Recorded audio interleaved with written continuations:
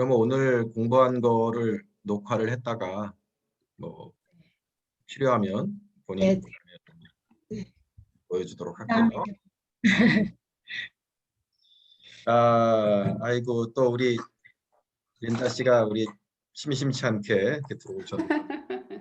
근데 그 찰나에 딱 언니가 카톡에다 올린 거예요. 오늘 성경 공부 있냐고.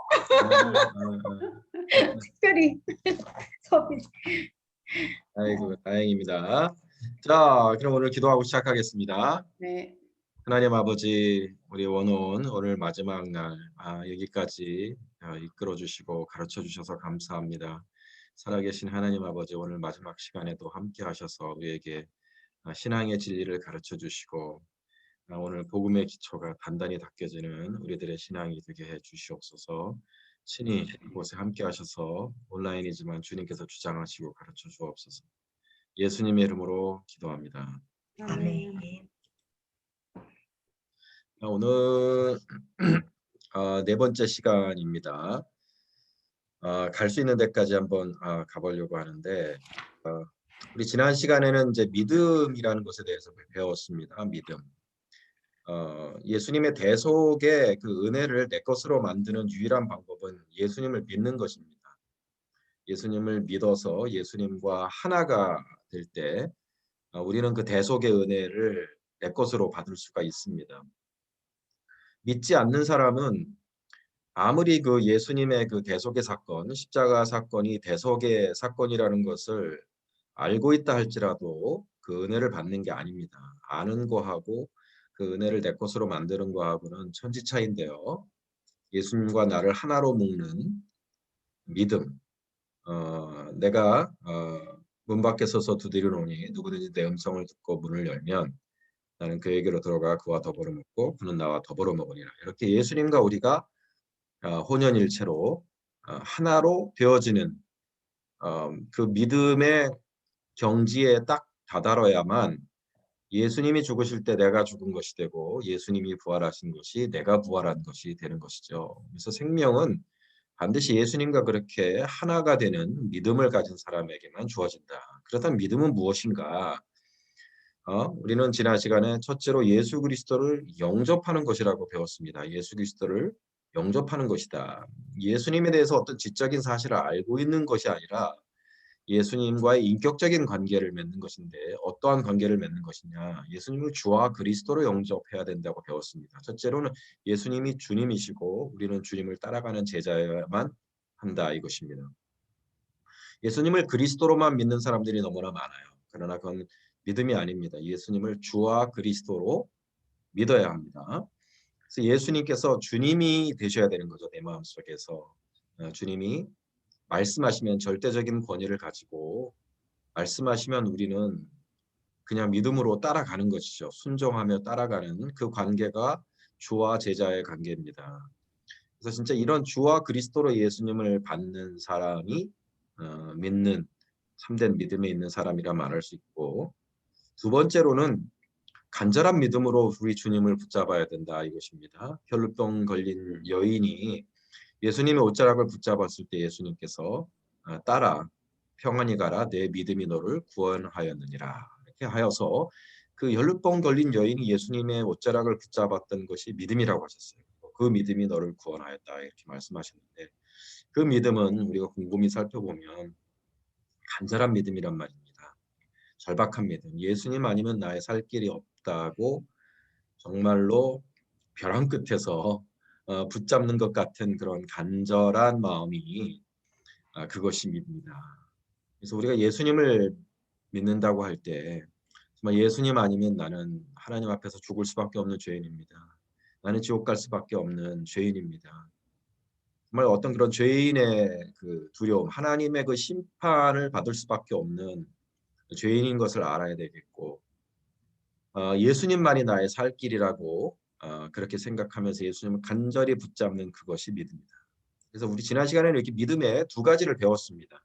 믿음은 첫째 관계다 이거예요. 주와 그리스도로 내 마음속에 예수님이 그렇게 나와 그러한 관계 속에 계시다면 그게 믿음이다.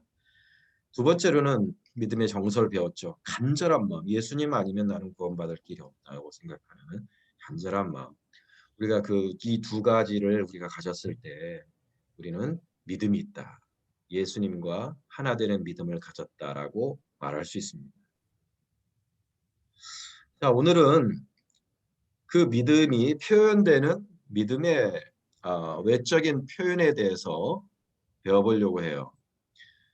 믿음을 가진 사람은 이제 그 믿음을 무엇으로 표현할까요? 진짜 이런 구원받을 만한 믿음을 가졌다면 믿음을 가진 사람은 그것을 겉으로 무엇으로 표현을 합니까?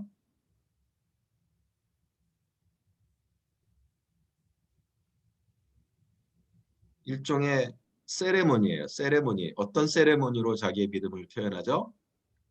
침례, 침례. 예, 예, 세례, 침례, 베프티즘. 이것으로 내 믿음을 표현합니다. 한번 우리 사도행전 한번 볼게요. 사도행전 2장 38절과 41절 한번 보면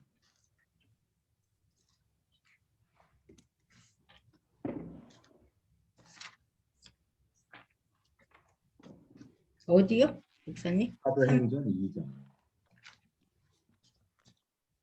38절을 보면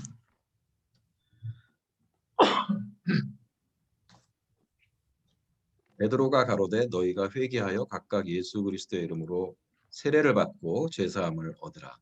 그리하면 성령을 선물로 받으리라 하였습니다. 예수 그리스도의 이름으로 세례를 받아야 죄 사함을 얻는다 하였어요. 그렇죠? 자, 그다음에 그랬더니 그 말을 듣고 41절을 가보면 그 말을 받는 사람들은 그 자리에서 바로 세례를 받습니다. 이날에 제자의 수가 3천이나 더하더라. 예수를 믿기로 결심한 사람은 그 자리에서 세례를 받는 것을 볼 수가 있어요. 8장을 봅시다. 8장을 보면 35절, 사도행전 8장 35절을 보면 이제 빌립 집사가 이 간다게의 내시를 전도하였습니다. 사막 한가운데에서 이 간다게의 내시를 전도하였어요. 35절을 보면 빌립이 입을 열어 이글에서 시작하여 예수를 가르쳐 복음을 전하니 길 가다가 물 있는 곳에 이르러 내시가 말하되 보라 물이 있으니 내가 세례를 받으며 물은 꺼리낌이 있느냐. 이에 명하여 병거를 머물고 빌립과 내시가 둘 다 물에 내려가 빌립이 세례를 주고 예. 이렇게 간다게 내시가 빌립에게 전도를 받아 믿음을 가진 다음에 바로 세례를 받는 것을 볼 수가 있어요. 18장 8절을 보면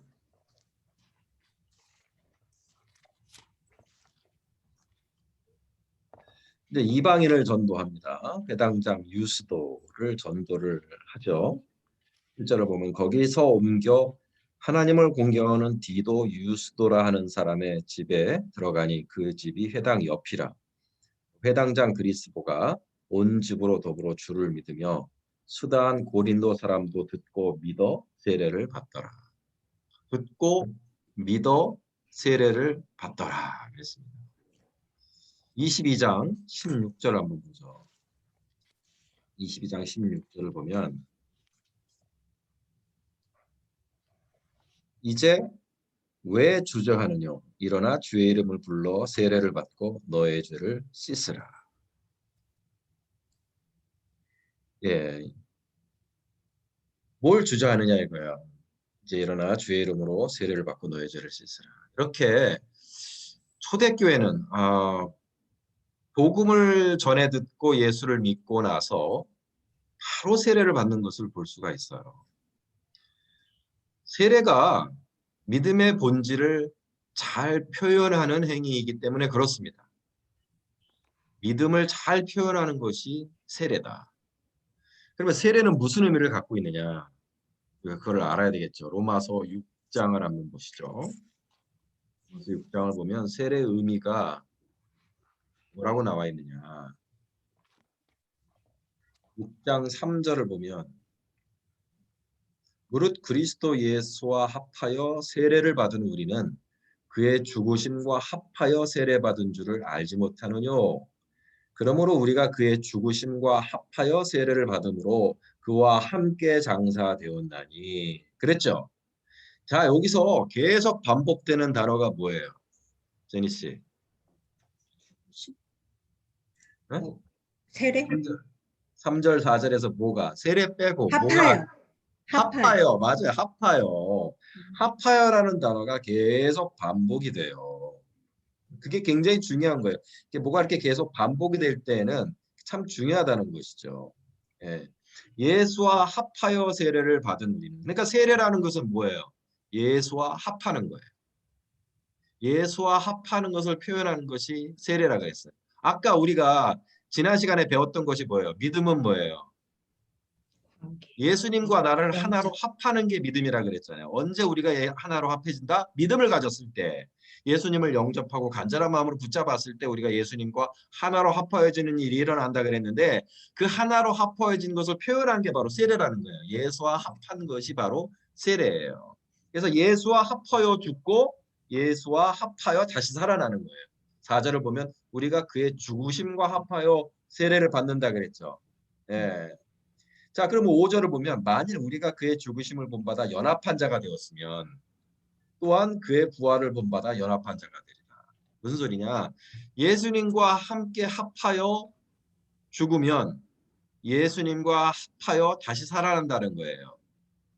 물에 들어가는 것은 죽는 것을 말합니다. 예수님과 함께 내가 죽는 거예요. 어디서 죽어요? 제니 씨, 내가 어디서 죽었어요? 십자가. 예, 십자가 위에서 예수님이 죽었을 때 나도 거기서 죽은 거예요. 이걸 믿어야 돼요. 제니 씨가 이거를 믿어야 돼요. 우리는 너무나 많은 사람이 예수님이 나를 위해 죽었다고만 생각해요. 십자가는 물론 맞아요. 예수님이 나를 위하여 죽은 곳이기도 해요. 그러나 그만큼 중요한 게 뭐냐? 내가 예수님과 함께 죽었다는 것을 깨달아야 돼. 예수님과 함께 내가 죽었으니까 나의 옛사람은 죽은 거예요? 산 거예요? 나의 옛사람은 죽었어요. 죄값을 치른 거예요? 안 치른 거예요? 치른 거예요. 죄값을 치른 거예요. 예수님과 같이 죽었으니까. 그러니까 나는 내 죄에 대한 죄값은 치러진 거예요. 그러니까 나는 죄인이에요? 아니에요? 아니에요. 나는 죄인이 아니에요. 이제 죄값을 다 치렀어요. 나는. 그래서 예수님과 다시 살았어요. 새로운 사람으로 다시 산 거예요. 자, 육신의 눈으로 볼 때 나는 똑같아요. 여전히 예수를 믿기 전이나 후나. 그러나 영적인 눈으로 나는 예수님과 함께 다시 태어난 새로운 사람이에요. 근데 그 새로운 사람은 죄인이에요? 의인이에요? 의인이에요. 예수님이 의인이시잖아요. 그러니까 예수님이 의인이신 것처럼 예수님과 같이 살아난 나는 의인인 것입니다. 그러니까 이게 되게 중요한 거예요.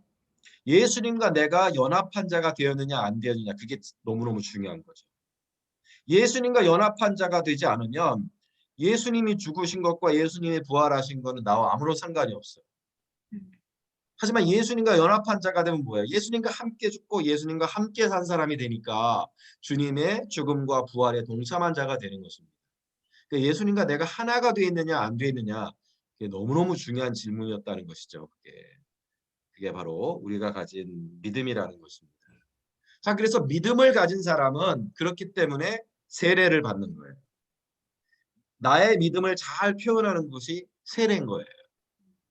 그래서 초대교인들은 믿음을 가졌을 때 바로 세례를 받았습니다.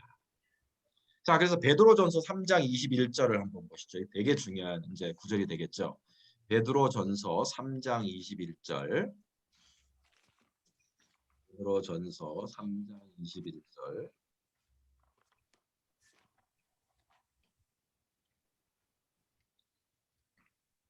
우리 린다 씨가 한번 찾았으면 읽어 주세요. 3장 21절이요? 네.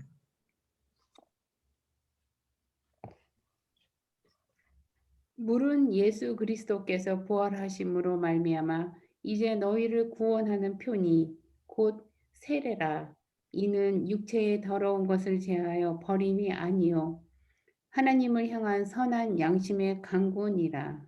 예. 자, 물은 뭐라고요? 세례는 뭐라고요? 너희를 구원하는 표다 그랬어요. 너희를 구원하는 표다.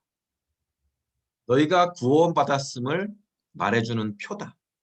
세례는 구원의 표식이에요. 세례는 구원받았음을 우리에게 알려주는 구원의 표다. 왜냐하면 이것이 초대교회 때는요. 믿음과 세례가 구분이 안 됐어요. 되게 중요한 거예요. 초대교회 때는 믿음을 가진 사람만 세례를 받았어요.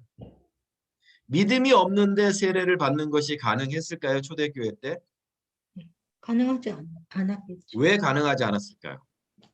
그때는 그 예수를 믿으면 핍박이 많았잖아요. 맞아요. 그 이유 그래가지고 때문이에요. 예. 네, 세례를 받고 예수의 제자가 이렇게 공식화되잖아요. 네, 그럼 핍박을 받게 돼 있어요. 집에서 쫓겨나는 사람이 거의 대부분이고 네. 가족과 절연이 되는 거예요. 그래서 그 동네에서 또 쫓겨나기도 하고 엄청난 불이익과 핍박을 받는데 믿음이 없으면 그래서 세례를 못 받는 거죠. 그렇죠. 오늘날에는 세례를 받으면 초코파이를 주니까 좋은 게 생기니까 믿음이 없어도 세례를 받는단 말이죠. 그러나 당시에는 그런 게 없어요. 초코파이가 없어요. 오히려 세례를 받으면 뭐가 기다려요?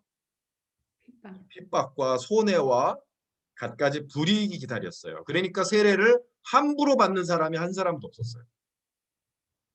진짜 내가 예수를 믿고 살리라. 정말 예수님은 나의 주님이시고 내가 자기 십자가를 지고 나를 부인하며 예수님을 따라가리라. 정말 죽을 각오를 하고 받는 게 세례였어요.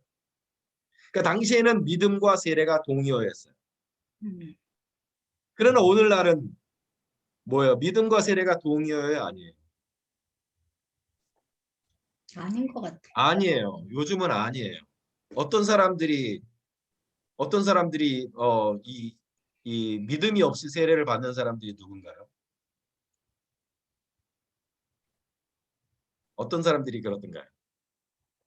그 군대에서 그 세례 받으면 초코파이 하나씩 주는 예, 초코파이 얻으려고 세례 받는 사람들. 또 어떤 사람이 있을까요?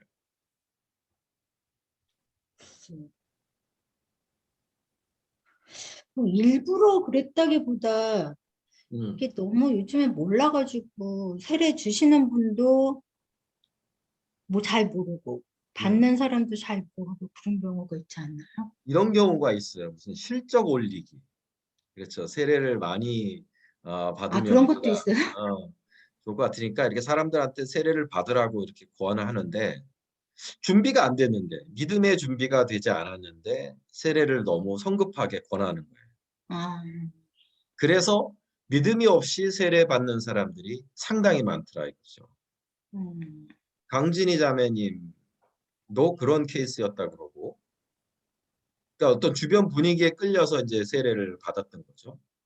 음, 뭐 영진 씨도 그렇다고 하고 이렇게 음, 교회 안에서 세례를 받은 세례 교인인데 거듭난 믿음, 정말 진짜 믿음의 확신이 없이 세례를 받은 사람들이 꽤 존재해요. 마지막으로 믿음이 없이 세례 받은 사람이 누가 있냐면 유아 세례 받은 사람들. 맞아요. 네, 맞아요. 아무 생각도 없는 어린애 때 세례를 받았어요. 그리고 그게 세례라고 생각해요. 그래서 우리 시대는 세례와 믿음이 동요가 아니에요, 더 이상. 그래서 세례가 구원의 표가 더 이상 아니에요. 그러니까 세례 받았다고 내가 구원을 받았구나 자신할 수가 없어요. 왜냐? 우리 시대의 세례는 믿음과 동의어가 아니기 때문에 그렇습니다. 이걸 분명히 여러분 깨달으셔야 돼요. 세례로 구원받는 게 아니고 믿음으로 구원받는 거예요. 음, 그런데 캐톨릭은 다르게 생각해요. 캐톨릭은 구원을 누가 주느냐? 내 믿음이 주는 게 아니에요. 교회가 주는 세례가 그 사람을 구원한다고 생각해요. 굉장히 다른 생각이죠. 성경을 보건대 우리에게 구원을 주는 것은 예수님과 나를 하나로 만드는 믿음밖에 없습니다. 세례가 나의 믿음의 표현이기 때문에 내 구원의 표가 되는 것이지, 만일 내가 믿음이 없이 세례를 받았다면 나는 그 세례 때문에 구원을 받는 게 아니에요. 아직 믿음이 없기 때문에. 그래서 어, 저는 만약에 믿음이 없이 세례를 받았다면 예전에 믿음이 없어 세례를 받아, 예를 들어 유아 세례였거나 아니면 또 분위기에 끌려 세례를 받았거나 초코파이 세례를 받았거나 어떤 연유로 인해서 믿음이 없이 세례를 받은 사람이면 저는 다시 세례를 받아야 된다고 생각합니다. 믿음을 가지고 다시 믿음을 가지고 세례를 받아야 된다고 생각해요. 믿음을 담아서 받는 세례만이 참된 세례라고 생각하기 때문입니다. 우리 지원 씨는 세례를 받았나요? 네, 중학교 때. 중학교 때. 네, 네. 그때의 세례는 믿음을 담은 세례였나요? 그때는 그냥 감정에 이끌린 음, 뭔가 뭐 눈물이 나고 막 그때 수련회 같은 데 가잖아요. 그럼 뭐 막 하고 그때 눈물이 나긴 나더라고요. 근데 그때 어떤 집사님이 저한테 왜 우냐고 되게 웃으면서 물어보시더라고요. 근데 그때 생각하면은 아무것도 몰랐어요. 진짜 아무것도 모르고 그냥 감정적으로 뭐 눈물이 나면은 그게 뭐 성령의 그것 때문에 눈물이 나는 거라고 생각하고 그냥 사실 주시는 분들 잘 모르는 것 같더라고요. 그래서 세례를 받았어요. 그냥 그리고 나서 이제 집에 와서 그 문답 공부해가지고 그냥 세례 주는 거지 진짜 믿음이 있는지 확인하지는 않고 경험해. 그래요. 저는 그래서 믿음을 가지고 내가 다시 세례를 받아도 되나 뭐 이렇게 물으시는 분들이 상당히 많이 있어요. 특별히 이제 장로교회에서는 장로교 나오신 분들은 어떻게 생각하시냐면은 한 번 세례 받은 건 영원한 영원히 간다. 구원이. 예. 그렇게 생각하세요. 그래서 재세례, 그러니까 다시 한번 내가 믿음으로 받는 세례라는 것은 그분들은 이렇게 깨름직하게 생각하시는 분들도 있습니다. 장로교 쪽에. 그 이유는 아까도 말씀드린 것처럼 세례라는 것을 교회가 어떤 권위를 가지고 교회가 주는 것이기 때문에 믿음이 없어도 그 세례만으로 구원을 받는 것이다라고 생각하는 그런 카톨릭 제도 신학에 아직 그 흔적이 남아 있기 때문이에요. 그러나 성경은 어떤 교회 권위로 구원을 받는다고 가르치지 않습니다. 성경은 오직 나의 믿음으로 구원받는 것이라고 말씀하기 때문에 내 믿음을 세례로 표현하여 받은 것이 아니라면 저는 그것은 무의미한 예식이라고 그렇게 생각해요.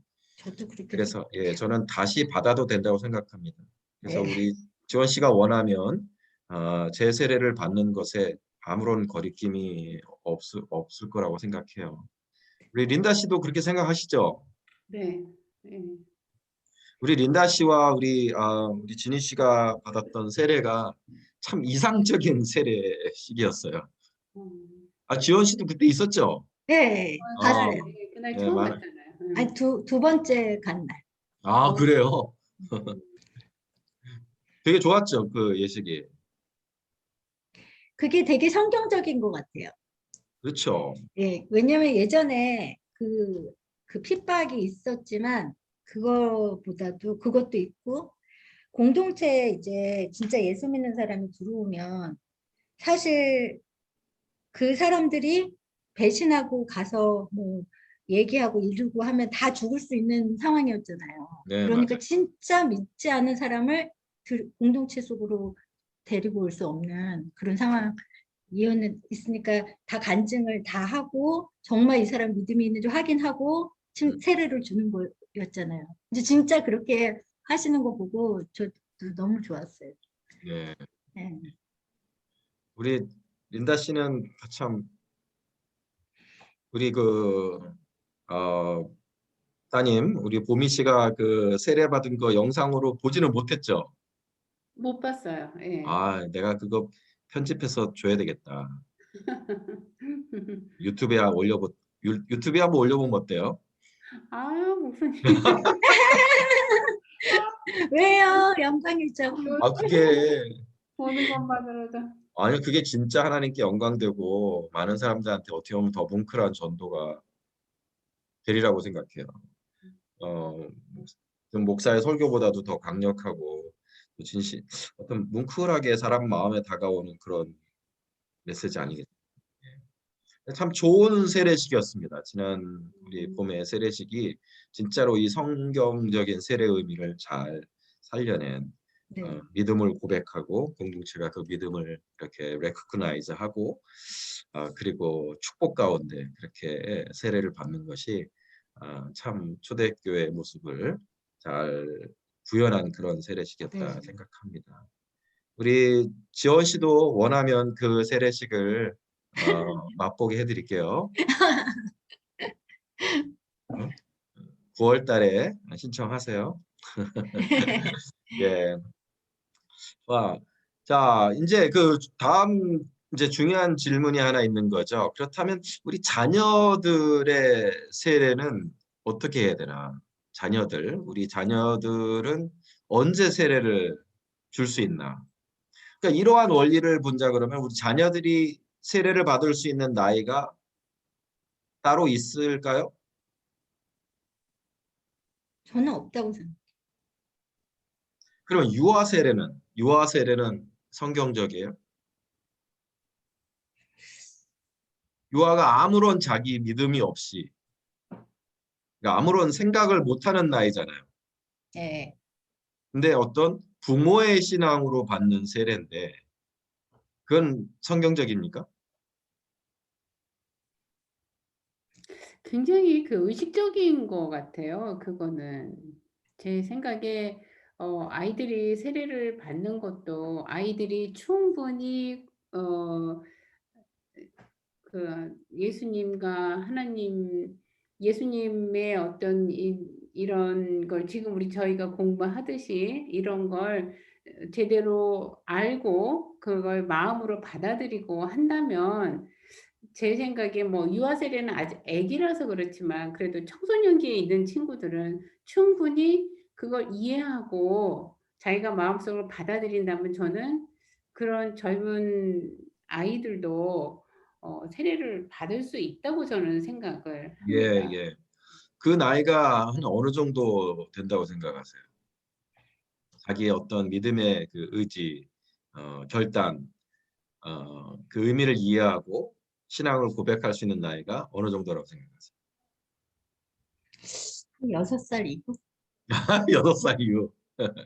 너무 아니, 어리다. 저는 진짜 봤어요. 네, 일곱 맞아요. 살짜리가 정말 제대로 된 복음을 깨닫고 음, 진짜 예수님을 사랑해서 내가 내 안에 모시겠다고 고백하는 아이를. 예, 맞아요. 예, 예. 그러니까 이제 유아 교육하시는 분들이 이제 말씀하시기를 기독교 유아 교육을 하신 분들이 말씀하시기를 아이들은 4살 때부터 믿음을 가질 수 있다고 얘기했어요. 음. 믿음을 가질 수 있는 것은 4살 때. 네. 그래서 많은 교회에서 또 저도 그렇고 이제 대략 12살 때부터는 세례를 받을 수 있도록 하지만 사실 구원을 주는 것은 세례가 아니기 때문에 우리 자녀들이 믿음을 가진 것으로 충분히 구원을 받을 수 있어요. 그렇죠. 저는 그 나이가 4살이라고 생각합니다. 음, 4살부터는 복음을 듣고 유치한 수준이지만 충분히 구원받을 만한 믿음이에요. 왜냐하면 예수님께서 그런 말씀하셨는데 어린아이 같이 이 천국을 받드는 자라야 천국에 들어간다. 어린아이 같이 믿는 자가 천국에 들어간다고 하셨는데 저는 그 말을 그냥 문자 그대로 고지고대로 믿고 싶어요. 그러니까 어린아이 수준의 믿음이라고 우리가 무시할 게 절대로 아닙니다. 그럼요. 어린아이처럼 천진난만하게 정말 아무런 의심 없이 그대로 믿는 그 믿음이 우리 하나님께는 더 충분한 믿음이다. 구원받기에 충분한 믿음이라고 생각을 합니다. 그래서 우리 자녀들에게 아주 어릴 적부터 복음을 가르쳐주고 예수님을 영접하도록 해야 되는 거예요. 그래서 성년이 될 때까지 기다릴 필요 없이 세례는 어떤 형식적인 것이기에 우리가 좀 더 나이가 들어서 받을 수 있게 하는 것이지만 왜냐하면 이제 회중 앞에 고백하고 회중의 인정을 받는 그런 예식이기 때문에 뭐 나이를 12살, 뭐 15살 이렇게 정할 수 있다고 한다 할지라도 그 자녀들에게 믿음을 심어줄 수 있는 것은 나는 아주 어릴 적부터 가능하다. 그렇죠. 더 어린 아이들 3살부터도 가능하다. 예, 저는 그러니까 아이들이 충분히 그렇게 구원받을 만한 믿음, 예수님을 마음에 진짜 믿으면 되거든요. 그것으로 충분하니까 우리 자녀들의 그러한 믿음을 심어주는 우리 부모의 책임을 다해야 된다 생각합니다. 예, 자, 지난번에 그 예, 저기 배 전도사님이랑 우리 은영 씨랑 같이 점심을 먹었던 적이 한 번 있었어요. 근데 우리 제이자매님 생각나요? 응? 그 기상이를 데리고 나오셨어요. 예, 배 예, 예, 예. 전도사님이 나오셔서 같이 밥을 먹기 전에 우리가 기도를 한다고. 음, 음. 근데 이제 이렇게 기상이를 이렇게 안고 기도하자고 그랬더니 그 꼬마가 손을 이렇게 하고 어, 어, 어. 이렇게 하고 이제 엄마가 기도를 하시는데 이제 이렇게 하고서는 우리가 다 이제 기도하고 있는데 저는 이제 기상이를 보고 있는데 이렇게 하고선 다 이러고 쳐다보고 있는 거예요. 근데 그 모습이 너무 예뻐서 제가 사진을 한 장 찍어놨어요. 오, 기도하는 중에. 근데 그 모습을 보면서 저는 아, 엄마가 기도할 때 저렇게 손을 모으는 저런 자세를 이제 보고 배운 거잖아요, 그게. 예, 저는 정말 그 가정교육, 그거 보고 예, 배우는 게 예, 정말 중요하다라는 생각을 제가 또 한 번 했어요. 예, 예. 정말 어린아이가 음, 기도하자고 엄마가 그러니까 손 이러고 그 조그만 손을 너무 예. 예뻤어요. 예, 맞아요. 어려서 그냥 그걸로 나는 충분하다 생각해. 그걸로. 지금 만약에 이제 예수님 오셔서 우리 모두가 휴거된다. 이 인생이 끝난다고 생각하면 우리 기상이에게 구원받을 만한 충분한 믿음이 있는가? 나는 충분히 있다고 생각해요. 예, 예. 어린아이 같은 믿음, 어린아이 수준의 믿음으로 충분히 구원을 얻는다. 우리가 이제 우습게 볼 게 아니라는 거죠. 그 본인이 자기 믿음을 어른들의 언어로 표현을 못하지만 그 심령으로 아주 단순하고 천진난만하게 예수님을 믿을 거라고. 저는 그 믿음이 지상이를 구원할 거다 그렇게 생각합니다. 자, 이제 마지막 4과로 넘어가 보도록 하죠. 자, 이렇게 믿음을 가지고 회개까지 이제 세례까지 받았어요. 주와 그리스도로 영접하고 간절하게 주님을 붙잡고 세례를 통해서 믿음을 표현한 사람은 우리가 구원받은 사람이다. 이렇게 말할 수 있습니다. 그러면 구원받은 사람이 이제 살아가야 될 삶의 모습은 무엇이냐? 회개한 모습이다 이거죠. 회개, 회개. 회개를 우리가 이제 거듭난 사람, 이 믿음을 가지고 구원받은 사람이 이제 살아가야 될 삶의 첫 시작을 우리는 회개라고 말을 할 수가 있어요. 자, 회개가 뭘까요? 우리 제니 씨, 우리 회개란 말 많이 쓰는데 회개가 뭘까요? 회개한다는 게 뭘까요? 그동안 창조주를 버리고 음? 내가 스스로 주인이 되어서 하나님 없이 산 그 죄를 음. 아버지께 고하고 얘기하고 어, 돌이키는 거죠. 그리고 예수님과 함께 동행하며 사는 거. 네, 음. 좋아요. 우리 린다 씨는 회개한다는 게 뭐라고 생각하십니까? 회개. 어, 하나님을 떠나 있었던 예.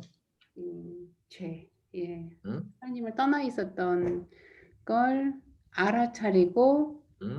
잘못을 인정하는 게 회개라고 생각해요. 예. 아주 잘 파악하셨습니다.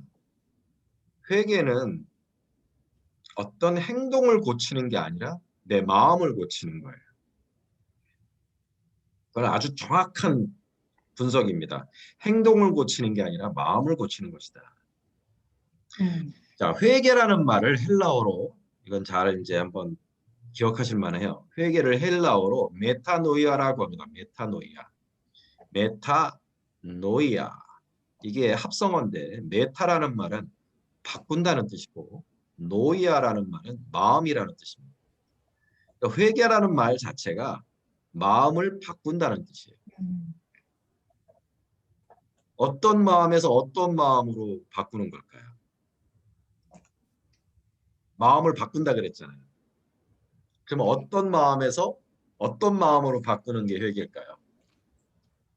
아마 두 분이 하신 얘기하고 되게 맥이 통합니다. 쉽게 얘기해서 하나님을 모시기 싫어하는 마음에서 하나님을 모시기 좋아하는 마음으로 바뀌는 거예요. 그게 회개예요. 내 마음을 바꾸는 거예요. 하나님을 모시기 싫어하는 마음, 하나님 없이 나 혼자 살려고 했던 마음, 하나님이 왕이 아니라 내가 왕이 된 그 마음에서 이제 뭐요?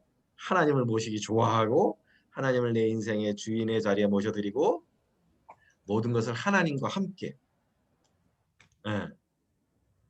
그런 마음으로 바꾸는 것이 회개고 하나님이 우리에게 보기를 원하시는 것이 바로 그러한 마음의 변화라는 거예요.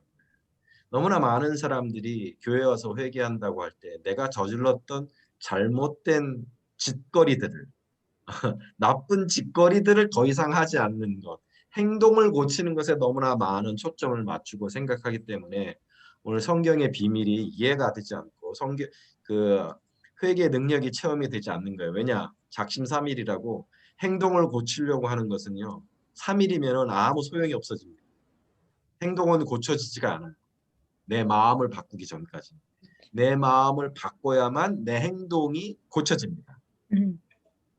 그러니까 내가 정말 뭐 사납고 뭐 내가 공허하고 어떤 정말 내가 좀 음탕하고 내가 막 물욕이 많고 그런 겉으로 나타나는 그 나의 그 타락한 죄의 흔적들은 결국 보면은 하나님이 없었던 내 마음, 하나님과 같이 살지 않았던 내 마음에서 나온 거예요. 이 마음을 고치지 않고서는 내 행동들이 고쳐지지가 않아요. 잡초들을 아무리 그 위에 계속 그냥 칼로 자르고 낫으로 베어도 또 나오고 또 나오고 또 나오는 것은 뿌리가 뽑히지 않아서 그런 것이잖아요. 그러니까 뿌리를 뽑아야 되는 것이죠. 하나님이 없이 살던 나 혼자 단독자로서 살았던 그러한 이 하나님 없이 살던 그 마음을 하나님을 좋아하는 마음으로 하나님을 모시기를 좋아하는 마음으로 바꾸는 것이 회개다. 예. 여러분 오늘 이 회개의 개념을 정확하게 기억하시기를 바래요. 자, 그래서 이 회개를 말씀하시는 성경 구절을 몇 개를 한번 보도록 하겠습니다. 잠언 23장 26절을 우리 한번 볼까요?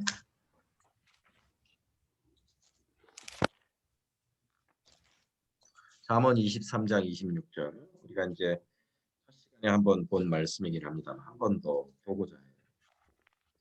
한번 우리 지원자매 찾았으면 한번 읽어주세요. 내 아들아, 내 마음을 내게 주며 내 눈으로 내 길을 즐거워할지어다. Yeah, my son, give me your heart and let your eyes keep to my ways. My son, give your heart to me. 내 마음을 내게 달라. 이게 이제 하나님이 원하시는 회개라는 것이죠. 네 마음을 내게 달라. 하나님은 우리의 어떤 행동과 겉으로 나타나는 어떤 그 겉모습보다는 우리의 마음을 원하신다는 것이죠. 자, 우리 계속해서 본 바 있는 요한계시록 3장 19절. 이제는 거의 외울 때쯤 되지 않았습니까? 우리 지원자매? 요한계시록 3장 20절. 19절 20절 보면 우리 린다 씨가 한번 읽어 주실래요? 계시록 3장 19절 20절. 이제는 외울 때가 됐었지. 구절을요. 하도 많이 봐서. 저는 3장 몇 절이요? 19절, 19절, 20절. 19절, 20절. 물은 내가 사랑하는 자를 책망하여 징계하노니 그러므로 내가 열심을 내게 회개하라. 볼지어다 내가 문 밖에 서서 두드리노니 누구든지 내 음성을 듣고 문을 열면 내가 그에게로 들어가 그와 더불어 먹고 그는 나와 더불어 먹으리라. 예. 19절에서 회개하라 그러셨어요. 회개하라. 회개하라고 해놓고 20절에서 주님이 원하시는 건 뭐예요? 내가 문 밖에 서서 두드리노니 내 음성을 듣고 네 마음의 문을 열어라. 이게 회개라고 말씀하신 거예요. 그래서 마음을 주님을 향해서 닫아 걸었던 마음을 이제 주님을 향해서 마음을 열고 주님을 받아들여서 주님과 함께 살아가는 마음이 되는 것이 주님이 생각하시는 회개였다는 것입니다. 자, 다음으로 중요한 구절이 누가복음 15장이에요. 누가복음 15장에서 우리는 회개가 무엇인지 뭐 주님이 명확하게 우리에게 가르쳐 주셨다 이것입니다. 누가복음 15장에 보면 여러분이 잘 알고 있는 몇 가지의 비유가 나오는데 특별히 11절부터 누가복음 15장 11절부터 보면 돌아온 탕자의 비유가 있습니다. 돌아온 탕자의 비유. 이걸 가만히 보면 이것이 우리가 지금까지 배웠던 이 진리를 잘 설명해 주고 있는 비유라는 것입니다. 둘째 아들이 12절에 보면 아비에게 말하되 아버지여 재산 중에서 내게 돌아올 분깃을 내게 주소서 하는지라. 여러분 이 말이 이 요구가 재산을 달라는 이 유산을 미리 떼어달라는 이 요구가 어떤 의미를 갖고 있는 어떤 무례한 요구인지 여러분 아세요? 사실 지금도 빨리 죽으라고. 빨리 죽으라는 얘기예요. 아버지 빨리 죽으라는 얘기입니다. 저주하는 얘기예요. 아버지가 빨리 죽었으면 좋겠다는 얘기예요. 그래서 만약에 이런 아들이 있어서 유산을 나눠주면은 이 아버지는 그 동네에서 뭐냐면 정말 어떤 취급을 받는다 그러냐면 진짜 못난 사람, 이 세상에서 가장 실패한 사람, 루저 취급을 받아요. 불명예스러운 그런 루저가 되는 거예요. 왜냐면 자식한테 받을 수 있는 가장 큰 모욕을 받은 거예요. 자식이 아버지 보고 아버지 죽어요. 아버지 죽었으면 좋겠어요. 사실 그것만큼 큰 모욕이 어디 있어요. 그것만큼 큰 아픔이 어디 있고. 근데 지금 이 아버지가 주잖아요. 그냥 유산을 줍니다. 아비가 그 살림을 나눠주었더니. 이건 뭐냐? 그 아버지의 마음이 어떤 마음이었을까요? 어떤 마음으로 나눠준 걸까요? 다시 돌아오기를 바라는 마음. 아버지 죽었으면 좋겠어요라고 이렇게 유산 달라고 했는데 그냥 준단 말이죠. 그러니까 무슨 마음이었을까요, 아버지 마음? 사실은 아버지는 여기서 죽은 거예요. 죽어준 거예요, 아들을 위해서. 죽어준 거예요, 이거는. 내 인생은 끝났다. 그냥 어떤 내가 숨은 쉬고 있지만 나는 사실은 죽었다. 사실 아버지는 어떤 자살하는 그런 마음으로 주는 거예요. 사실 내 문화를 잘 이해를 해야 돼요. 내 인생을 끝낸다는 마음으로 그냥 주는 거예요. 유산을 줄 때.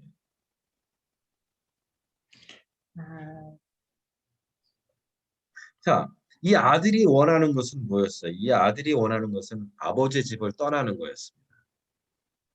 아버지 품을 떠나는 것이고 아버지 없이 사는 것이었어요. 하나님을 죽이는 거였죠. 아버지를 죽이는 거였죠. 우리가 지금까지 배웠던 죄와 굉장히 비슷합니다. 죄는 뭐라 그랬어요? 내 마음속에서 하나님을 죽이는 거예요. 하나님을 몰아내는 거예요. 하나님 모시는 것을 기뻐하지 않고 하나님 없이 살아가고자 하는 거예요. 그게 죄라 그랬어요. 자, 이 아들이 허랑방탕하게 살다가 후회합니다. 17절을 보면 이에 스스로 돌이켜 가로되. 이게 회개예요. 스스로 돌이켜 가로되. 방향을 바꾸는 거예요. 마음을 바꾸는 거예요. 회개했어요. 그리고 나서 뭐예요? 그가 결심한 게 뭡니까? 18절에 이게 18절부터 나오는 거죠. 내가 일어나 아버지께 가서 이르기를. 내가 아버지께로 가자. 20절에 보면은 정확하게 말합니다. 이에 일어나서 아버지께로 돌아갑니다. 아버지께로 돌아가는 것이 회개입니다. 내가 버렸던 아버지께로 다시 돌아가는. 내가 죽였던, 마음에서 죽였던 내 아버지께로 다시 돌아가는 것이 회개지, 어떤 도덕성을 회복하는 게 회개가 아니에요. 음. 내가 하고 있는 비도덕적인 행위를 그만두는 게 회개가 아니고, 뭐 그렇다고 이제 그런 행위를 붙잡고 살라는 그런 걸 말하는 게 아니라, 회개한다는 거는 내 겉 행동하고는 아무 상관이 없어요. 진짜 회개는 내가 버렸던 내 아버지 하나님께로 돌아가. 내가 다시 돌아가는 게 회개하는 겁니다. 이제 아버지 하나님과 같이 사는 것이죠. 자, 그렇다면 우리가 진짜 아버지 하나님께로 돌아갔다면 마음을 이제 바꾸어서 하나님을 모시기를 좋아하는 그러한 마음, 이제 회개한 마음을 가졌다면 어떠한 삶을 살아야 되겠습니까? 구체적으로 하나님을 마음에 모시기 좋아하는, 하나님을 내 마음속에 모시고 좋아하는 그런 삶을 시작해야 되겠죠. 언제 그것이 됩니까? 우리 제니 씨는 하나님을 마음에 모시기 좋아하는, 하나님을 마음에 모셔드리는 일이 언제 일어나요? 우리 신앙생활 중에서. 하나님을 마음으로 모셔드리기 좋아하는 일이요? 언제 하나님이 우리 제니 씨 마음에 들어오세요? 뭘 할 때? 예수님을 영접. 오케이, 예수님을 영접할 때. 그리고 또 린다 씨도 한번 생각해 볼게요. 그리고 전적으로 하나님을 신뢰하면서 의지할 때 성령께서 도와주시더라고, 진짜로. 네. 린다 씨 한번 처음에 얘기해. 음, 저는 기도할 때. 기도할 때 맞아요. 네. 기도할 때 하나님이 마음에 들어오시잖아요. 네. 하나님을 생각하고 하나님이 내 마음속에 들어오신단 말이죠. 또 어떨 때 하나님이 내 마음속에 들어오십니까? 우리 마음속에. 제일 중요한 게 있죠. 지금 제일 중요한 거.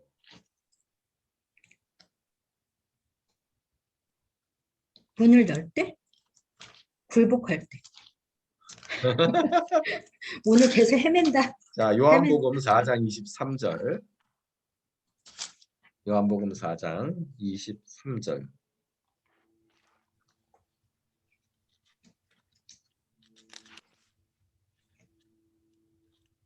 (23절) 24절 우리 제니 씨 한번 읽어보세요.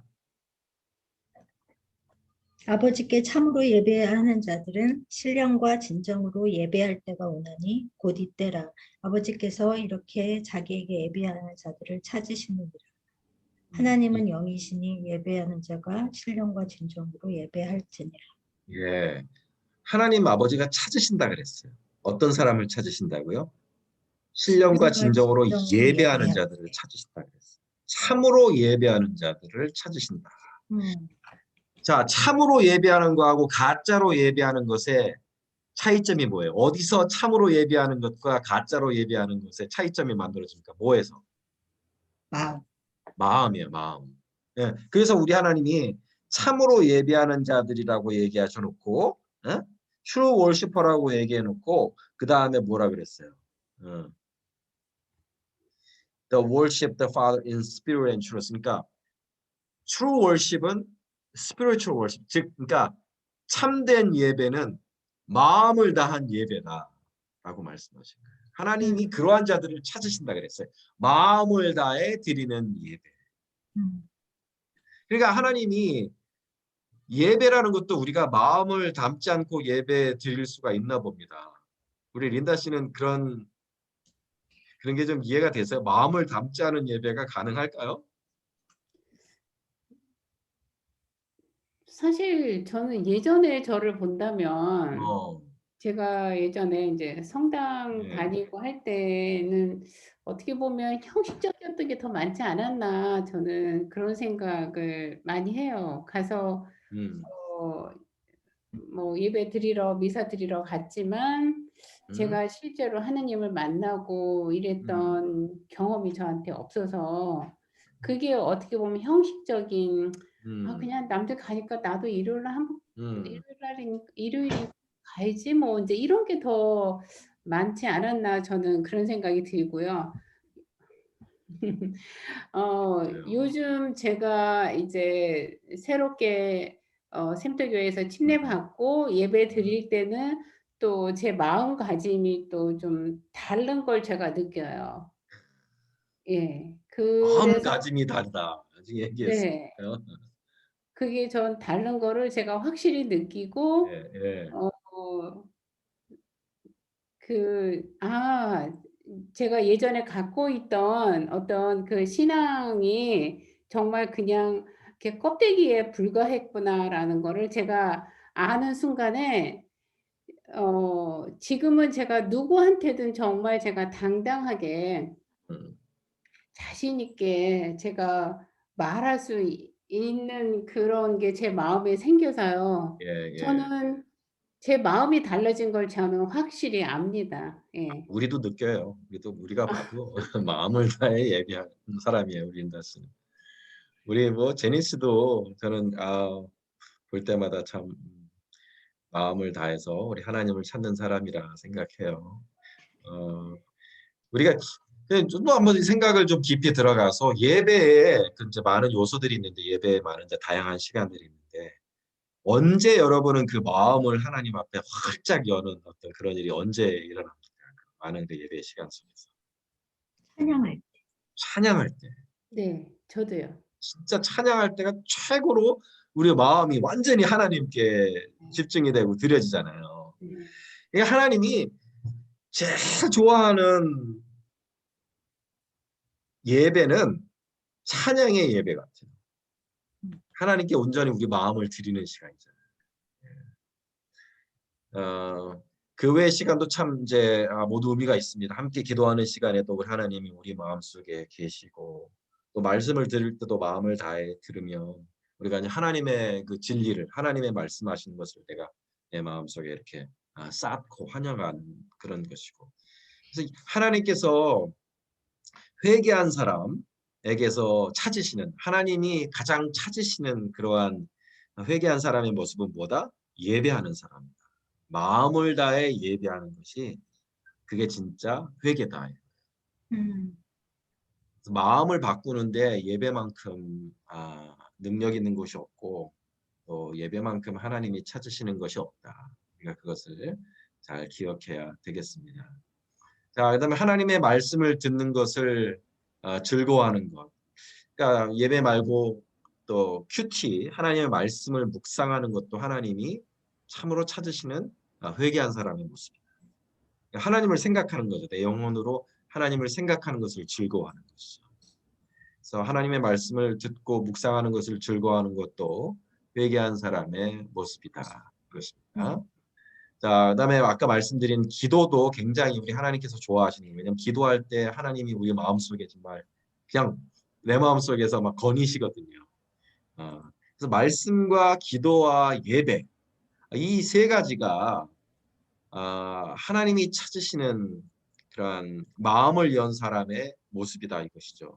그래서 회개하였는데 하나님을 예배하지도 않고 하나님 말씀을 듣지도 않고 하나님과 기도하지도 않는다면 그건 사실 회개한 사람이 아닌 거죠.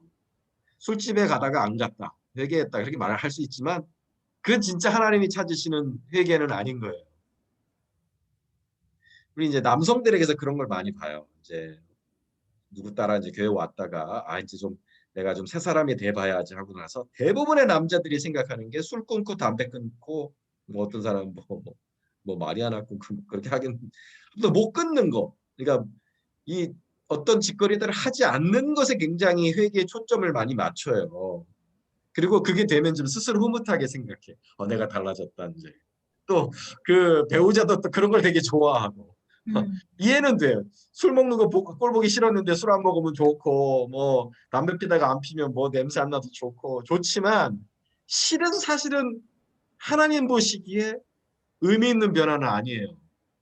아이러니하게도 목사가 이런 얘기해서 좀 그렇긴 하지만 그 성도가 이제 교회 나와서 술 끊고 담배 끊고 뭐 술집 안 나가고 뭐 좋아요.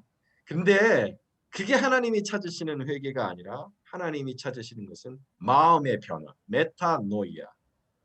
하나님을 예배하고 말씀을 듣기를 좋아하고 기도하는 것을 통해서 하나님을 그 마음에 모시기를 좋아하는 그 모습을 우리 하나님이 찾으신다는 것을 기억하시고 그렇게 회개하며 살아가는 것이 맞습니다. 예, 그렇게 그러면 마음의 회개가 일어나면 이와 같은 마음의 회개가 일어나면 그 다음에는 어떤 변화가 일어나느냐? 공허한 마음이 채워지고 상처받은 마음이 치료가 되고 음, 욕심에 찌든 마음이 결국 보면 공허한 마음이거든요. 하나님이 계셔야 될 자리에 하나님이 안 계시니까 그 공허함을 이기지 못하고 이 세상의 것들로 채워보려고 하는 그런 욕심이 생겨나는 것입니다. 결국 그래서 욕심은 내 마음이 공허하다는 것, 하나님이 안 계시다는 어떤 심텀, 증상이에요. 욕심이라는 것은. 그래서 이 하나님이 채워지면서 욕심이 사라지기 시작합니다. 욕심이 사라질 때 세상의 육신의 정욕과 안목의 정욕과 이생의 자랑과 이 세상을 사랑했던 마음들이 이 욕심이 점점 중화가 되어지고 음, 그러한 탐욕이 사라지면서 마지막 단계로 보여요. 행동이 달라지기 시작합니다. 그러니까 욕심이 사라지니까 그 욕심을 채우기 위해서 했던 여러 가지 행동들은 저절로 변화가 되어지는 것이죠. 우리 린다 씨는 정말 이렇게 회개하고 하나님께로 돌아오고 나서 본인에게 일어났던 어떤 행동의 변화들 중에 뭐가 좀 눈에 띄십니까? 어떤 부분에 좀 변화가 있으신 것 같아요?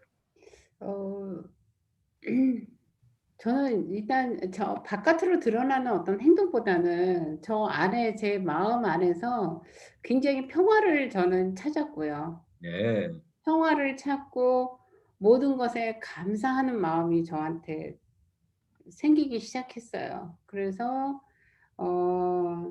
그냥 어떤 상황이 저한테 와도 그냥 편안한 마음이 생기는 게 그냥 그럴 때 뭐 '하나님은 어떻게 해결해 주시겠지.' 이런 마음은 사실 아니에요. 그런 건 아닌데 그냥 제가 나도 모르게 그냥 이렇게 뭔가에 이렇게 쌓여서 나를 이렇게 뭔가 이렇게 보호해 주는 음, 그런 마음, 그 굉장히 편안한 그런 마음이 들고 그냥 감사해요. 순간순간 어려운 일도 있고 슬픈 일도 있고 괴로운 일도 있잖아요, 우리가 살다 보면. 근데 그럴 때마다 하나님이 저하고 함께 하신다는 걸 제가 느끼는 게 제 마음이 그러니까 안정이 평화가 빨리 저한테 오더라고요. 어떤 순간에 그거를 극복하는 게 예전에는 너무너무 괴롭고 그게 맨날 며칠을 생각해도 해결이 안 됐을 네, 때 네, 네, 정말 그렇게 힘들고 고통스럽고 이랬는데 이제 그런 마음이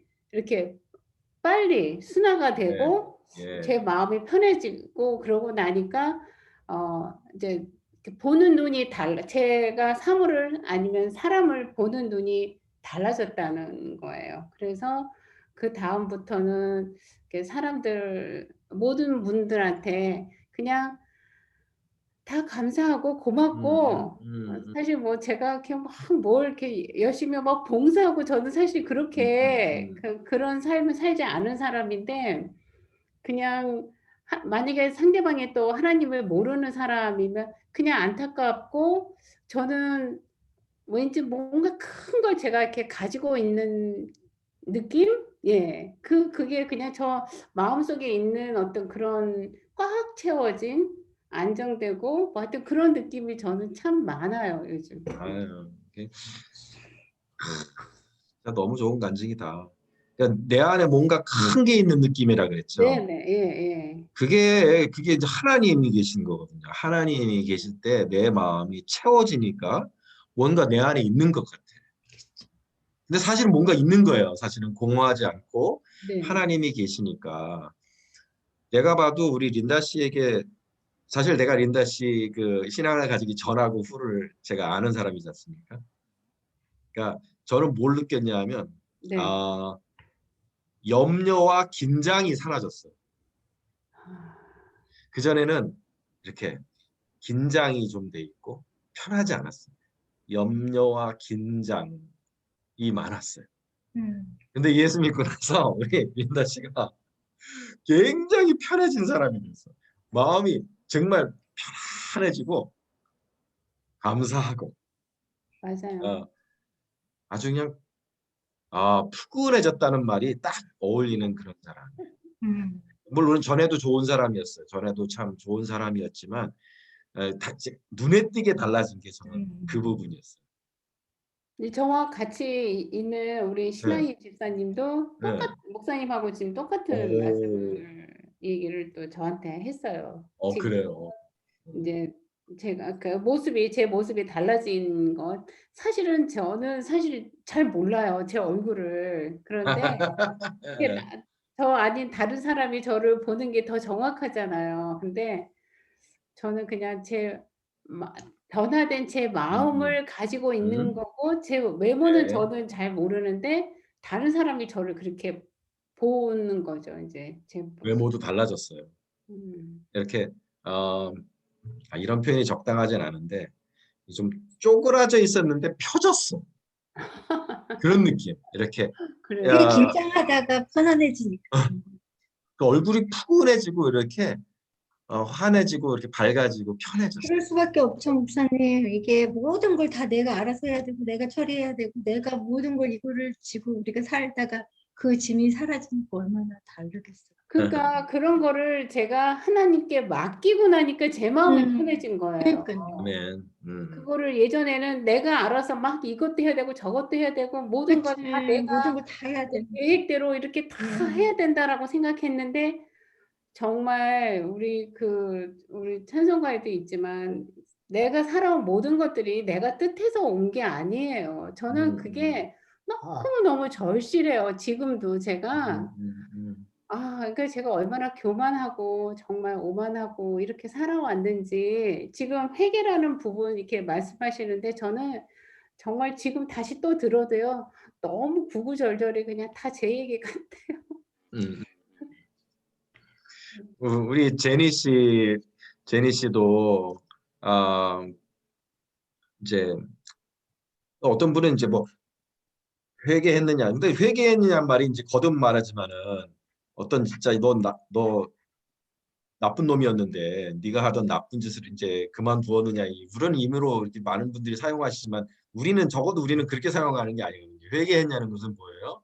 하나님이 없던 그 마음에서 이제 하나님을 모시기 좋아하는 마음, 하나님 모시기 즐거워하는 그런 마음을 바꾸었느냐. 우리는 이제 그런 의미로 지금 사용하는 거잖아요. 그래서 우리 제니 씨도 회개한 사람 맞죠? 회개했죠? 그런 의미에서. 네, 그럼요. 음. 그래서 어떤 그렇게 하나님을 마음에 모시고 하나님을 모시기를 즐거워하는 삶을 어, 살면 어떤 일이 일어납니까? 우리 제니스 삶 속에. 저는 린다 언니는 지금 사실은 이게 얼마 안 됐는데 굉장히 막 이렇게 말할 수 있게 편안하고 그러잖아요. 저는 진짜 좀 상황이 되게 힘들었고 음, 영적 전쟁을 제 피부로 느낄 만큼 굉장히 심했어요. 음, 그래서 한 3, 4년 정도는 진짜 예수님 영접하고 이렇게 하는데도 불구하고 순간순간 너무너무 힘들 때가 많았고 음, 그런데 저도 모르게 바뀌어지는 건 관계더라고요. 관계. 사람과의 관계. 맞아요. 그러니까 그게 제가 노력하고 뭐 사람한테 잘해주려고 막 이런 게 아닌데 음, 제가 정말 마음이 바뀌니까 가치관이 바뀌고 보는 시각이 바뀌고 정말 아까 린더 언니가 말한 것처럼 사람을 보는 눈이 바뀌고 예전에 다 내 중심적으로 보던 내 이 시선이 바뀌니까 예전에는 다 내가 맞다고 생각한 게 아닌 거예요. 진짜로. 그러니까 이해하게 되고 좀 그렇게 되면서 하여튼 저는 가정 내에서 그 애들과의 관계, 엄마와의 관계 그게 음. 먼저 회복이 되더라고요. 네, 맞아요. 이게 이제 남을 판단하고 또 남에게 이제 독한 말을 퍼붓고 또 남을 좀 뭐 무시하고 업신여기고 하는 어떤 그런 교만이라는 죄가 이제 뭐 우리는 성격이 지랄 같고 성격이 개 같다 이제 뭐 이런 식으로 이해를 하는데 사실 그런 교만이라는 죄도 뭐냐 내 마음속에 하나님이 안 계시기 때문에 일어나는 증상. 하나님이 계시지 않을 때는 누가 있어요? 내가 왕인 거예요. 내가 왕. 하나님이 안 계시다는 사람에게서 나타나는 게 교만이에요. 하나님이 없으니까 교만하고 내가 왕이고 내가 크다고 생각하면 나타나는 병적인 증상이 뭐냐면 남을 판단하고 못 살게 굴고 험한 말하고 남 무시하고 교만한 사람이 되는 거죠. 그래서 인간관계가 이제 틀어지는 거예요. 왜냐면 내가 교만하면 인간관계는 다 떨어져요. 근데 우리 제니 씨가 말한 것처럼 하나님이 내 마음속에 계시고 내가 하나님의 은혜로 구원받았고 이제 하나님 모시고 이제 살아간다 그러면 내가 점점 쪼그라들거든요. 내 속에서. 이제 하나님이 내 마음속에서 커지고 내가 조금씩 쪼그라들어서 교만이라는 이 가스가 쭉 빠지기 시작해. 쭉 바람 빠진 풍선처럼 내 교만도 쭉 이렇게 기운이 빠져서 무의미한 거예요. 이제는 그러니까 뭐 그러고 싶지 않아. 뭐 이렇게 뭐 무시하고 싶지도 않고 또 험한 말 하고 싶지도 않고 싸우고 싶지도 않아요. 진짜 예전에 제가 자존심, 네, 자존심. 진짜 마지막 하나 남은 그 자존심. 아무것도 없는데 자존심 한번 건드리면요. 저 진짜 물불 안 가리고 달려들어 싸우고 뭐 막 이렇게 싸우는 게 아니라 그걸 건드리면 제가 용납을 못하는. 맞아요. 그러니까 어떻게든지 막 그거 부글부글 끓잖아요. 밤에 잠을 못 자죠. 그게 없어지더라고요. 내 안에 예수님으로 충분하다 생각하는 순간 내 안에 교만과 병적으로 정말 예민해진 나의 자존심은 사실은 사그라들기 시작합니다. 그게 내 생각으로 되는 게 아니에요. 즉, 그러니까 내 자존심이 남았네. 이제 뭐 나를 죽여야지 그러는데 내 마음속에 하나님을 모시기 전까지는 그게 생각대로 되지가 않아요. 아무리 나를 죽이려고 해도 죽여지는 게 아니에요. 제로섬 효과로 예수님이 들어오셔야 내가 죽는 거지. 예수님은 들어오시지 않으는데 나만 죽으려고 하잖아요. 안 죽어져요. 그게 묘한 게 있어요. 그래서 예수님으로 충분하고 내 마음속에 예수님, 주님 모시고 살아갑니다. 그냥 주님이 말씀하신 대로 사는 게 내 인생이죠. 뭐 이렇게 주님과 나와의 관계를 내가 내 인생의 전부라고 생각하면 내 마음속에 이제 주님이 그렇게 전부로 계시면 모든 게 좀 상대화돼요. 야, 그럴 수도 있고 네. 그래. 그럴 수 뭐 그렇게 뭐 물불 가리고 싸울 필요가 없어 사실은. 그리고 좀 뭐 나한테 싫은 소리 해도 it's okay. 자존심 상해도 it's okay. 왜냐? 중요한 건 내가 예수님과 함께 내 인생을 걸어가고 있다는 그런 주님과 나와의 관계가 나에게 있어서 제일 중요하기 때문에 그렇게 사람의 어떤 독한 말이나 이제 뭐 내 자존심을 건드리는 그런 말도 점점 이제 민감하지 않게 받아들일 수 있게 되어지는 거죠. 제니스의 영혼 속에서 일어나는 일이 저는 그거라고 생각해요. 저는 아직도 모른 것 근데 제니 씨 처음 교회 왔을 때하고 또 지금하고도 또 많이 달라진 것 같아요. 그렇지 않아요? 린다 씨? 그때는 진짜 힘들었을 때. 내가 자꾸 얘기하는데 그때 이렇게 뭐랄까 비 맞은 고양이 6개월을 같다. 예배를 못 드렸어요. 내가 비 맞은 고양이 같다 내가 자꾸 얘기했는데 그때 비 맞은 고양이 같았어. 짠했어 출근하고 근데 지금 웃음도 많이 회복이 되고 명랑하고 씩씩하고 그래서 원래 하나님이 아름답게 그 지어놓으신 그 모습을 점점 더 많이 볼 수 있어서 참 좋고. 우리 제니 자매 보면은 저는 이렇게 얼굴도 작고 체구도 작잖아요. 저는 상대적으로 좀 이렇게 크고 다 크잖아요. 이렇게 안아주고 싶어요. 저는 우리 제니 자매 보면 이렇게 그냥 쏙 들어서 이렇게 안아주고 싶은 그런 충동이 자꾸 일어나는 그런 자매예요. 아유 그렇죠. 하나님이 참 이쁘게도 만들어 놓으셨어요. 예. 우리 린다 씨도 아름답죠. 언니가 뭐가 늘씬하시고 키 커요? 크고. 언니 다 조그맣 작지 않아요? 뭐가 언니가 뭐가 커? 늘 신하죠, 우리 린다 씨는. 그러니까요. 뭐가 커요. 얼굴에다가 이렇게 크지. 아니, 다들 예쁘십니다. 아유. 자, 이렇게 우리가 회개한 사람의 그 핵심, 그 회개의 핵심을 우리가 잃지 않고 살아가는 것이 중요해요. 이제 우리 주님 만나 뵙기 전까지 우리가 이제 10년, 20년, 뭐 길게는 우리가 40년, 뭐 이렇게 살아야 되는 신앙생활을 이제 하면서 살아야 되잖아요. 신앙생활에 있어서 항상 기억을 해야 될 게 있어요. 모든 신앙생활의 기초는 회개다. 회개는 내 마음을 하나님께 드리는 것이다. 사실은 이것이 시작점이고 기초일 뿐 아니라 우리가 언제나 돌아와야 될 회기점이에요. 즉 신앙생활 하다가 우리가 방황을 할 때가 있어요. 뭐가 하다 보면 뭔가 좀 시험에 들 때가 있고 뭔가 내가 길을 잃은 것 같고 힘이 빠지는 것 같은 때가 있고 방향을 잃어버린 것 같은 그런 때 오늘 이걸 기억해야 되는 거예요. 내가 다시 돌아가야 될 지점은 어디냐. 이 기초로, 이 베이식으로 다시 돌아와야 되는 거예요. 이게 신앙생활의 베이식이에요. 뭐요? 내 마음을 하나님께 드리는 것.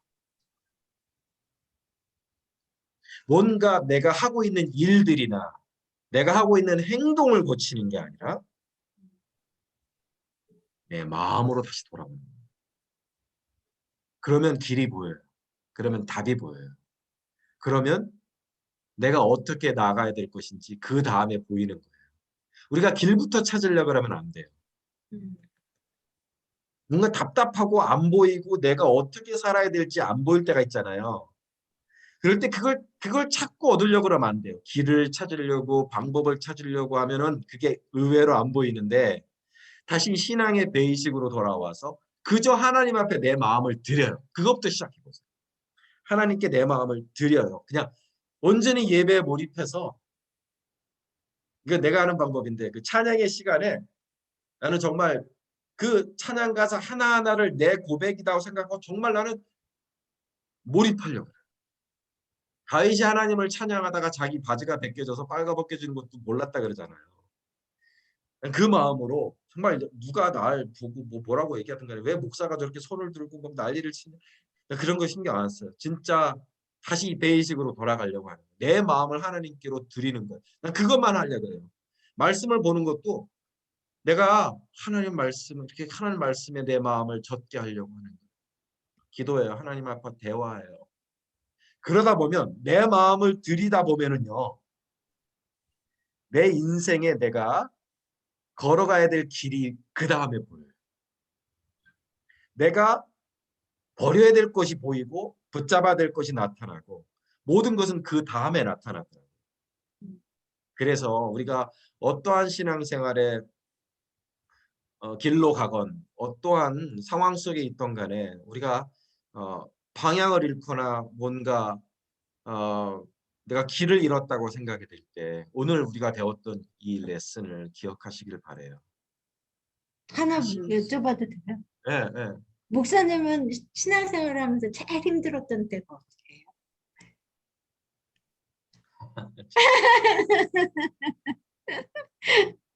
아유 진짜 뭐 너무 많아요. 너무 많죠, 너무 많죠. 너무 많은 것 같아요. 정말 제가 가장 힘들었던 때 말을 할 수가 없다. 너무 힘든 일이 많아갖고 가정에 위기가 온 적도 있었고 또 건강에 정말 죽음 직전까지 간 그런 위기도 여러 번 있었고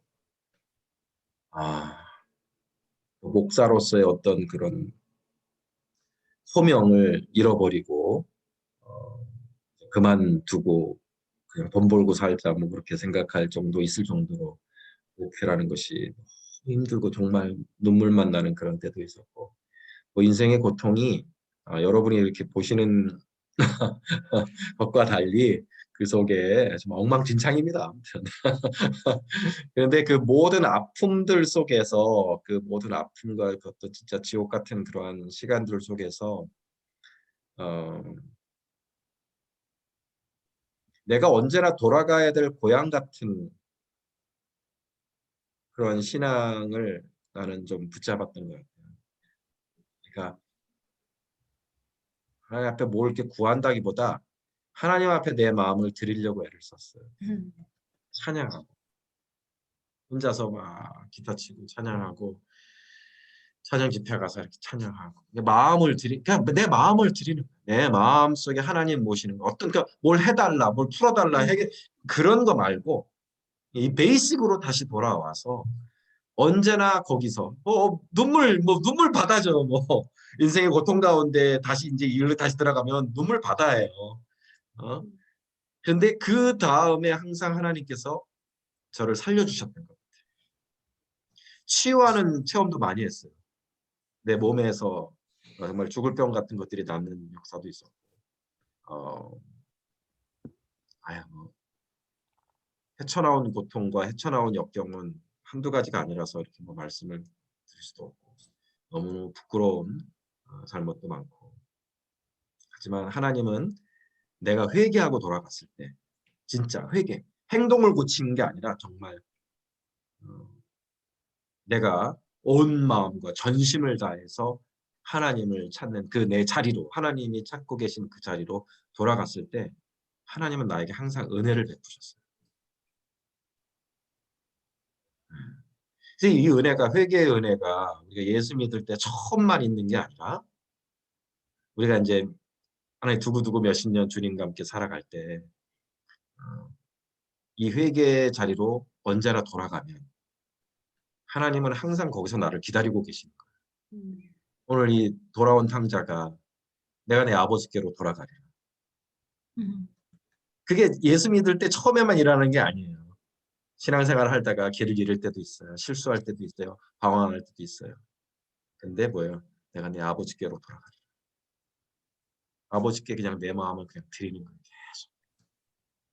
그러면 거기서 우리 하나님의 아버지께서 나를 불쌍히 여기셔서 손에 반지도 끼워주시고 송아지도 잡아주시고 좋은 옷도 입혀주시고 하나님의 은혜가 항상 거기서 시작이 되는 것을 봅니다. 처음 예수를 믿고 구원받은 사람뿐 아니라 이제 신앙생활한 우리들도 때때로 이 말씀을 기억하고 지금 회개의 자리로 돌아가는, 거기서 다시 한번 시작하는 새로운 시작점으로서 오늘 이 교훈을 잘 기억했으면 좋겠어요. 네, 감사합니다. 자, 오늘 이것으로써 우리 101 성경 공부 4주간의 공부를 모두 마치도록 하겠습니다. 우리 오늘 제니 씨 4주간 함께 공부하면서 또 마음에 드는 소감도 한번 얘기하시고 오늘 공부하면서 특별히 마음에 와닿은 그런 레슨이 있다면, 내 삶 속에 적용할 부분이 있다면 소감 한번 좀 나눠주세요.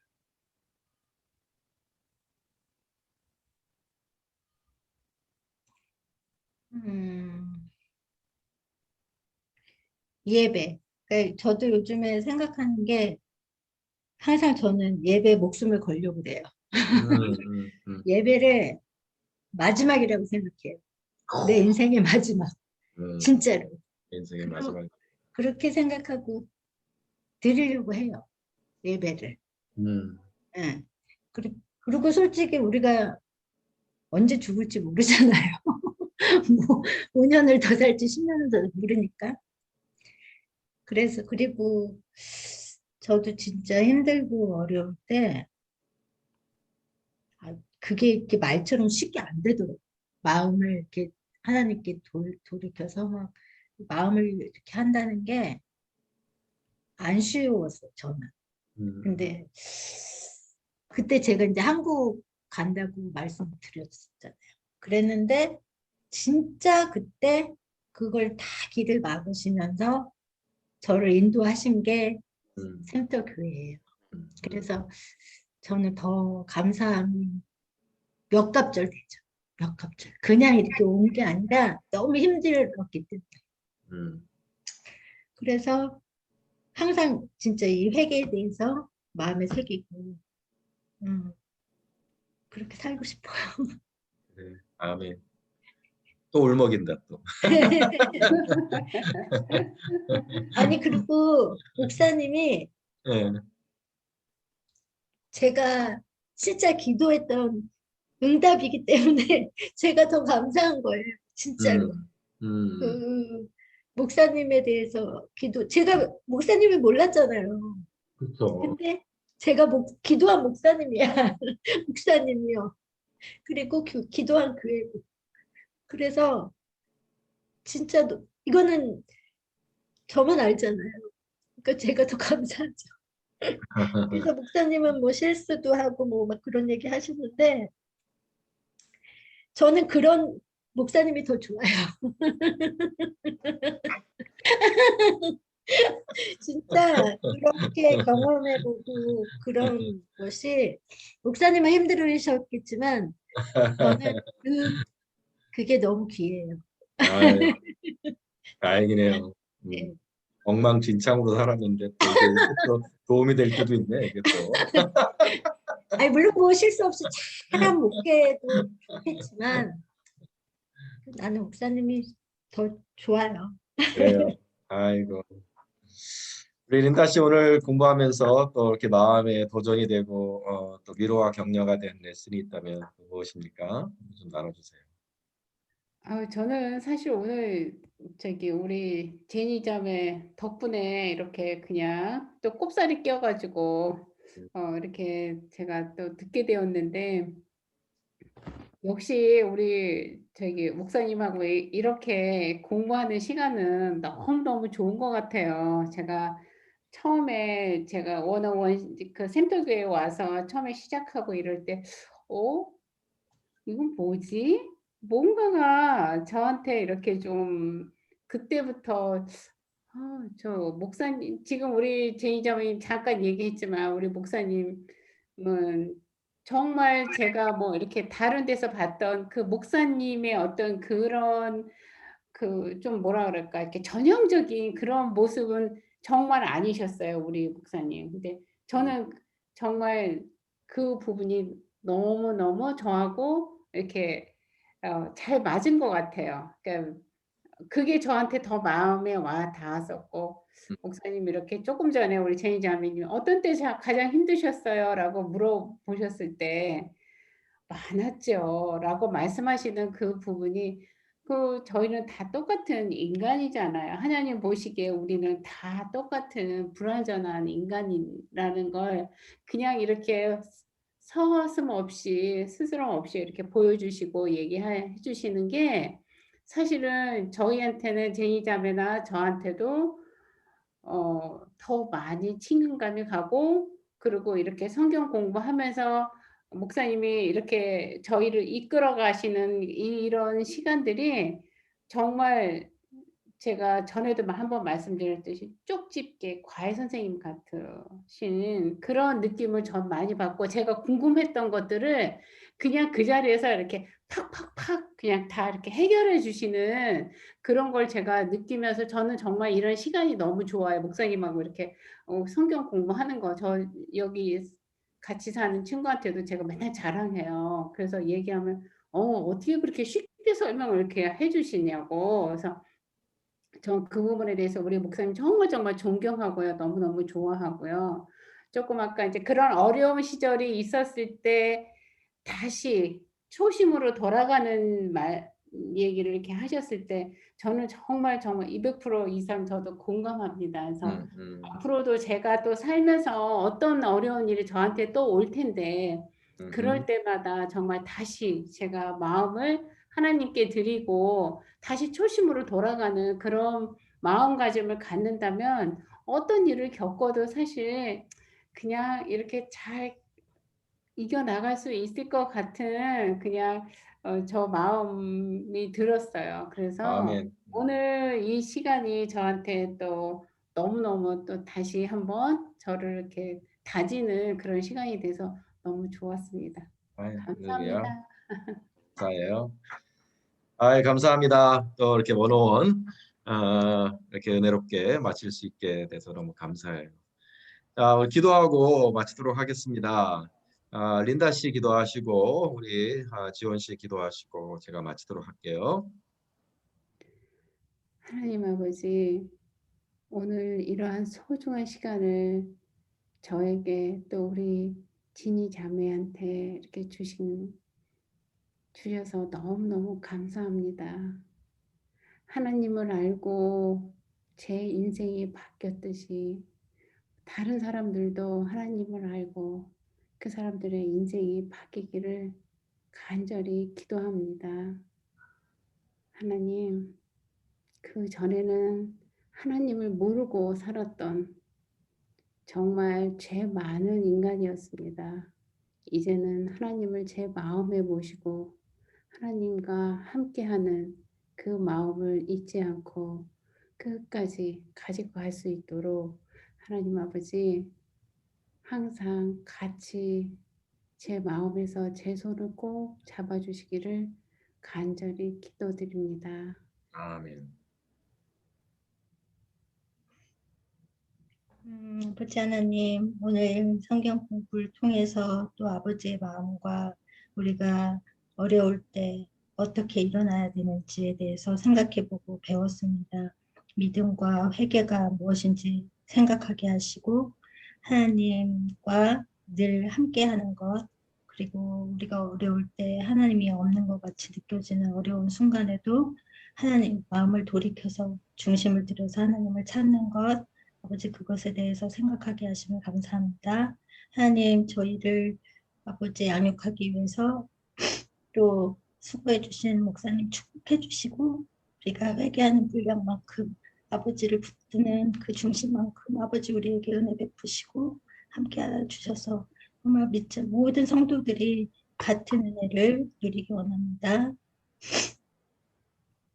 하나님 아버지 또 이렇게 2021년 세 번째 원어원을 은혜 가운데 마칠 수 있게 해주셔서 고맙고 감사합니다.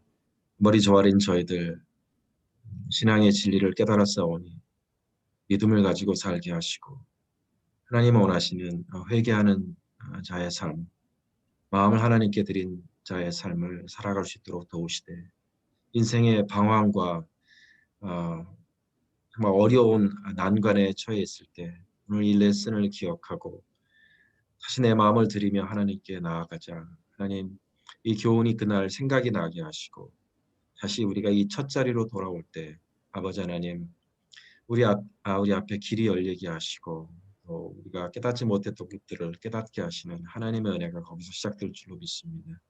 붙잡아 주시고 주님 만날 때까지 우리 인생을 인도하여 주시옵소서.